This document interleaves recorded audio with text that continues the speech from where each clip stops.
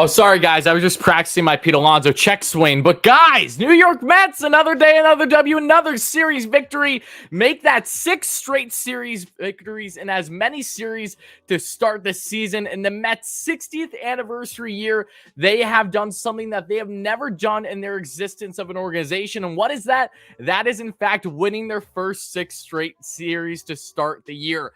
Tremendous stuff. So pumped up to get into tonight's post-game show. So for everyone just chiming in here in the live stream, thank you all so much for being in here. You know the drill by now. Smash that like, smash that subscribe button. Help us get to 100 likes for the first short-term goal. Going to try to get to 400 by the end of the show. And for, of course, people on replay, let me know your thoughts in the comments below, too. Everybody, how you feeling after another big Mets win? A historic start indeed. I'm a great member on the channel. I see a lot of great members, see a lot of great subscribers, loyal ones, new ones. All you guys, thank you all so much for being here. If you don't know, guys, what we do for post-game coverage here on the largest New York Mets channel here on YouTube that isn't directly affiliated with the Mets or SNY. I'll be breaking down everything that there is to know from this game tonight. The highs, the lows, more so highs than anything else. The only lows were really the low blows, aka the hit by pitches by the St. Louis Cardinals. Sounds like a day that ends in Y. The Mets just keep getting hit, but what do they also do? They keep winning, and they keep winning series. Big games. So pumped up to get into this one. So again, appreciate everyone chiming in. God bless. Hope everyone is having a great night, great day, whenever time you're watching this.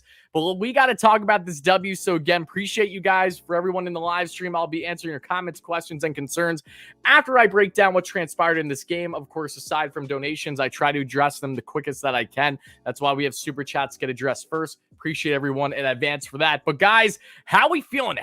Another day, another Mets victory. I mean, I'm starting to feel spoiled. Is this what it feels like to be, like a stubborn, like Dodgers or Yankees fan when they're used to just nothing short of excellence year after year? Again, Yankees, not so much the past decade, but overall what they're known for, and that's why they're such a big organization. Same thing with the Dodgers. I know we're only in April, and I know I'm getting ahead of myself, but you're 14-5. You lead the league in wins. You also lead the league in series victories. You lead the league in like every offensive category. You lead the league in basically every pitching category. I mean, it's at this point, it's like, what don't the Mets lead in, right? That's really what it feels like with how damn well that they have been performing. But again, let's deep dive this game. Shout out to all you guys for being in here. I do see one donation. I'll address that quick, and then we will go further. Wow, I don't even know. I'm sounding like Tasmanian Devil out here. I'm just so pumped up, so happy. We had that massive victory last night, and we get to continue riding high, feeling like I'm on cloud 9 quite literally after another series W. But again, shout out to all you. Appreciate you all being in here. Let's see. Solo, thank you so much for the donation. Appreciate that, Solo. Hype in the chat for Solo. Darren, how you doing? Yes, we may never lose again, indeed. I love that comment. Tyler, I think to save yourself on editing, you should just make your number 1 to your number 5, whoever the starting pitcher was today, permanently. Yes. You know what? You're not wrong, and that is such a damn good thing to say, right? LFGM, yes. Thank you so much for that donation. Love the comment. Love you, Solo. Really appreciate that. Continue smashing that like and subscribe button, folks. But let's deep dive this game. Let's talk about this New York Mets victory that I'm so pumped up to get into, because the Mets came in tonight with Chris Bassitt on the mound, coming off of his worst performance of the season 5 days ago against a great San Francisco Giants team who got 5 earned runs on him. Again, Bassitt, that was a game, a tough one. He was getting hit by first pitches left and right. He was just getting swing. Bunch of singles led to a couple runs. But tonight, Chris Bassitt was prime Chris Bassitt. Pitched 6 shutty, 2 hits, no earned runs, 3 walks, 6 Ks on under 100 pitches. And what I love so much about Bassitt tonight in particular is this is exactly what you expect to get from Chris Bassitt. This is someone where when he comes into this Mets arsenal, remember when they acquired him, and I was freaking out about it when we did the stream when the Mets traded for him during the offseason. What I was so pumped up was that you get a guy that has such a unique arsenal. You get a guy that has ridiculous break on his off-speed and breaking pitches in regards to the dimension and the velo, especially that slider. I'm pretty sure we'll go through his numbers here at Baseball Savant in a couple minutes, but he has a gap of like 10 miles per hour on his slider. It can look like a curveball, and it can look like a nasty slider down and away because of how much dimension and diversity it has. But what did Bassitt do tonight against the Cardinals lineup that, again, was looking to bounce back? They're pissed off after losing, giving up 5 unearned runs in the 9th last night. Bassitt comes in for the Mets, and he just absolutely shoves. He was beautifully placed with the curveball, the nasty breaking ball to help him with those 6 strikeouts, but also setting up the hitters, making them look stupid, getting that slider down away, or that curveball down and away or down straight down the pipe, and then coming right back with the fastball up and in, or vice versa, especially on Dylan Carlson, made him look stupid, the outfielder for the Cardinals. And don't get me wrong, Carlson's a very good player. So that's why it's even that much more impressive, that more important when you see someone like Bassitt do what he did tonight against the Cardinals team, who again has been off to a good start this year. And you would have expected them to have a little bit more of a fire under their ass after getting showed up the way that they did last night. But nope, they hang low, and thankfully the Mets came out victorious, not surrendering a run. The New York Mets lead the league again in so many categories. I'm just so excited to break down further on these numbers, because offensively for the Mets, what transpired in this one? Well, as we all saw, they faced off against a Jordan Hicks. Yeah, that's the Jordan Hicks that has been a reliever in his career. Touched 105 on the gun when he first came in the bigs. Had Tommy John surgery, hasn't necessarily been the same since, but he's been proven as kind of a spot starter, somewhat of a long reliever that they're trying to work with for the Cardinals to help them with their pitching depth. Got the start today, but the Mets, it only took them the third inning after, and this was in part because Dom Smith, his first at-bat, hit a liner that would have probably been a single, but it hit off Jordan Hicks, unfortunately, and Hicks ended up leaving the game with something regarding his wrist after getting the hit by pitch. So it's unfortunate. I hope Hicks will be okay, but the Mets worked that we saw there in the third inning, getting themselves a couple runs, and that was thanks to, yes, Jeff McNeil having the exact same picture-perfect double that he had last night in the ninth inning, down the first baseline, legged that one out, dived out, just got enough to get there on second. And then what happens? James McCann, back-to-back McDoubles for the two Micks in the lineup, right? You love to see that. James McCann had he had his best game of the season. This was better than his home run game a couple nights ago against the D-backs in Arizona. And I love Eric Chavez, guys, the Mets hitting coach. He came out a couple days ago in the Diamondbacks series and emphasized how there are two players that are destined to break out soon. One of them is J.D. Davis. The other is James McCann. Both of them have been swinging the bat the best so far we have seen from them over their past couple games. So I'm loving this. Shout out Eric Chavez, shout out Buck Showalter, the entire hitting approach. But James McCann, again, came in clutch for the Mets. He is my number 2 star. You can make the argument for number 1 outside of Bassitt. But McCann, as a total today, 3 for 4 with that double, the RBI, and the run scored. I see a couple donations. I'll be getting to them shortly, guys. Stay tuned. And again, appreciate everyone being in here. If you guys are just chiming in, enjoying the post-game coverage here on WardyNYM, make sure to smash that like and subscribe button. Like I said, we're trying to get a 400 likes by the end of the show. Really would be appreciated. And help us get a 15K subs. Guys, we're like not even 20 subs away from 15K. We're probably going to hit in the show, and it's definitely going to make me have a smile on my face as I rest my head after a great series victory. Surprise, surprise. Sounds like a day that ends in Y with how many games this team is winning. But enough of me going on a tangent all over the place like I normally am. Let's talk a little bit further about this game, shall we? Because again, the Mets tacked on a couple runs, and the Mets had all the ability in the world to truly be up by easily 5, 6, 7 runs even against this Cardinals team. And the Cardinals, deservedly so, should have had a couple runs tonight. This was a cold night in St. Louis. The ball was not flying. The MLB, if you guys don't know, is off to its worst start since the pre-steroid era with offense. The home run ball is completely down, awfully similar to the start of last year when they had the den ball. And then, I don't know if you know, but yeah, the MLB started this sticky substance situation. I'm a firm believer that they did that as a scapegoat to switch the balls midseason, because obviously a lack of offense means a lack of viewership. That is natural in the game of baseball, right?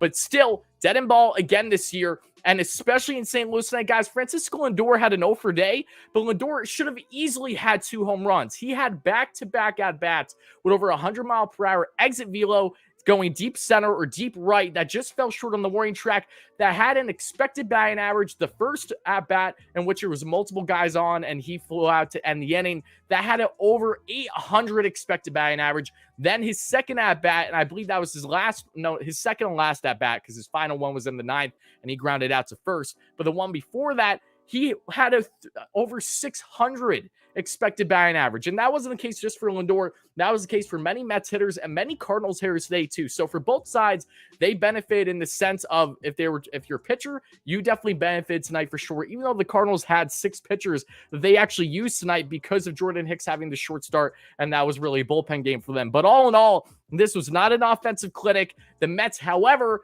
continue to push the pace. They were keeping things, putting the gas pedal. They're stepping on that hard, because you saw the Mets had multiple guys on. It felt like every single inning. But what did we see a lot of the Mets too. Unfortunately tonight, again, I'm not harping on it. It's just unlucky. They grounded into a bunch of double plays. It felt like almost every single inning or every other inning, the Mets were grounding into double plays. But if we talk about as a whole what the Mets did in this game, a phenomenal performance from Chris Bassitt. And if we look at Chris Bassitt's arsenal here, before I deep dive the relievers, how they looked and how happy I am with Drew Smith, Adam Ottavino, and Edwin Diaz, baby, getting another save. Yes, he is a good reliever. He's a very good one. One of the better ones in baseball. Who would have thought? Maybe if you're not a casual, you guys would know that. And yes, this isn't 2019 anymore to my people still stuck in that Mets era.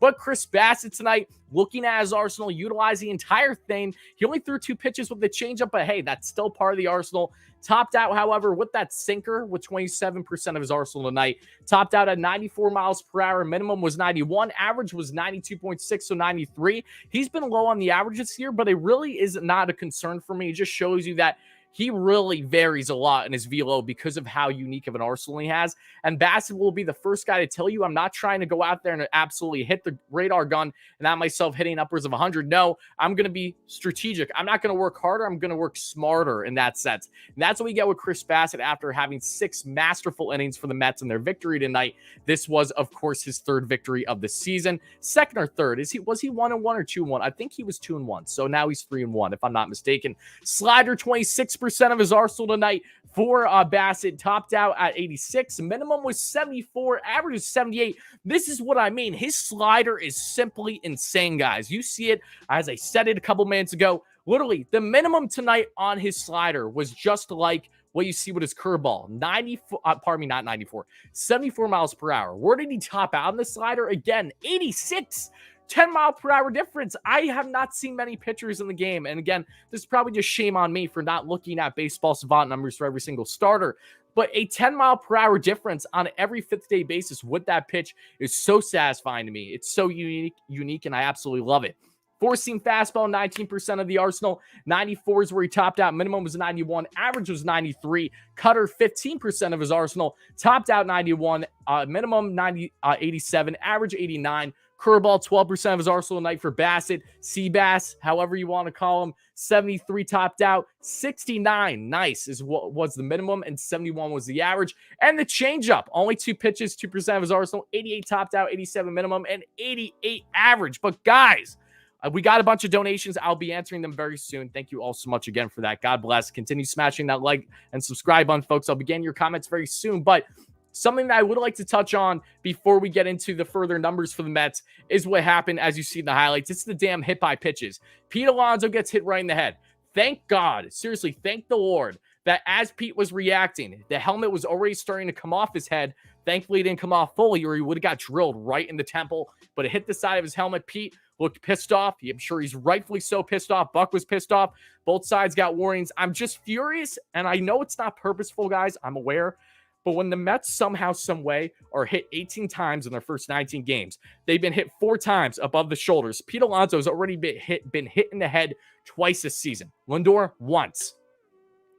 How do you justify this? Okay, I'm sorry. I get it that these things are accidents, but enough is enough. Control your damn pitchers. It's inexcusable. It's ridiculous. I'm a little surprised that Pete actually didn't charge him out, because if I'm being honest, he had that scary look in his eye. You know, he had that red eye kind of look. And Max Scherzer, as you see in the highlights here in the postgame show, he was mouthing it off, having fair share of words with the Cardinals dugout. But still, Pete didn't have the best day at the plate, but again, the ball wasn't flying well. And 2, I just feel terrible that he got hit again. This guy got a near-death car accident right before spring training began, has been drilled in the head at least twice already, and he's just made a steal. He's immaculate. And speaking of hit by pitches, we saw that again for the Mets there as they continued to tack on more runs late in this one, because Starling Marte, with the bases juiced, not even the first time that this has happened this year, at least where the Mets were either walked or hit by pitch, bring in a run. That happened in the D-back series too previously.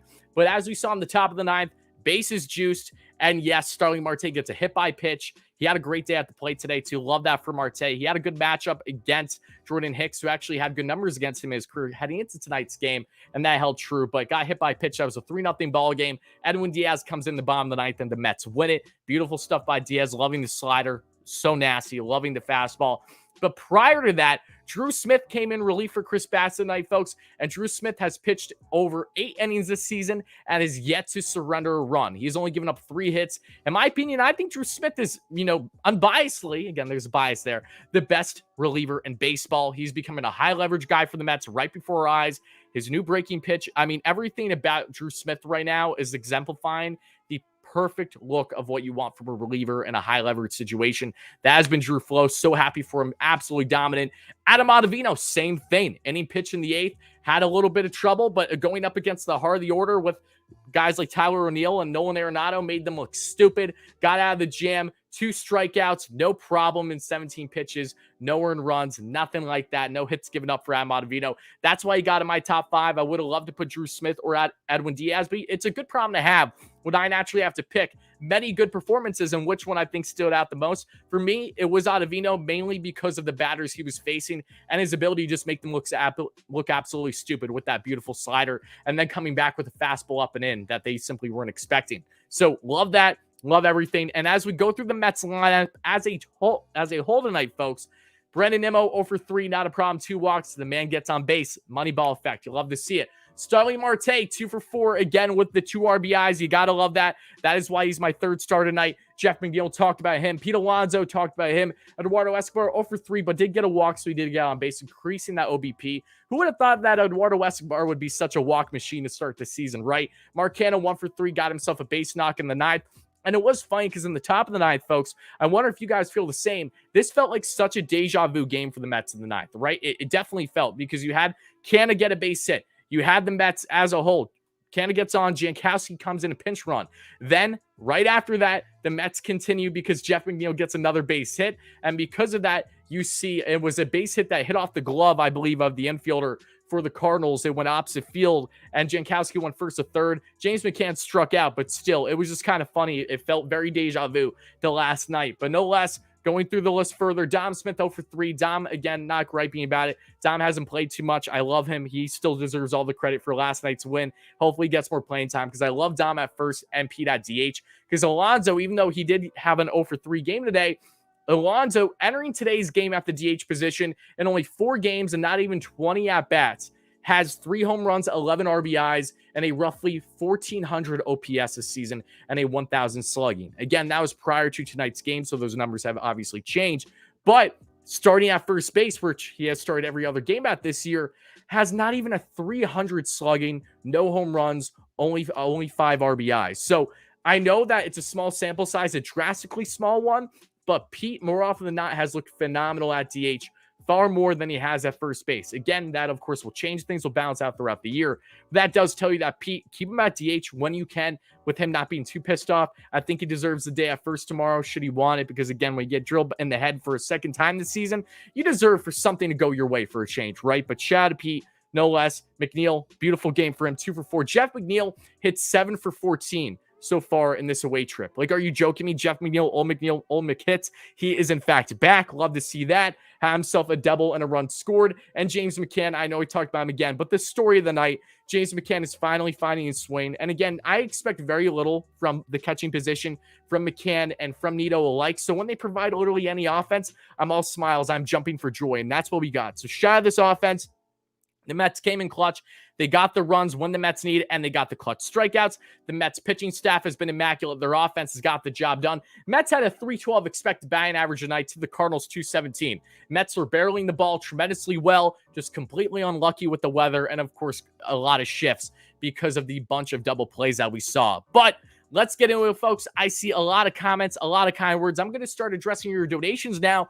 But for people on replay, this is where I'll be cutting things off. For people in the live stream, to my roughly 600 viewers, thank you guys all so much for chiming in for this latest post-game show after another Mets victory, another series victory for the Amazons as they look to sweep tomorrow with Cookie Carrasco on the mound. Stay tuned for that. So excited to be covering it. But until then, everybody, I'm going to start answering your comments, answering your donations, all that fun stuff. But for people on replay, this is where we will be cutting things off. So make sure to smash that like and subscribe button. Let me know your thoughts in the comments below. And as always, let's go Mets, baby.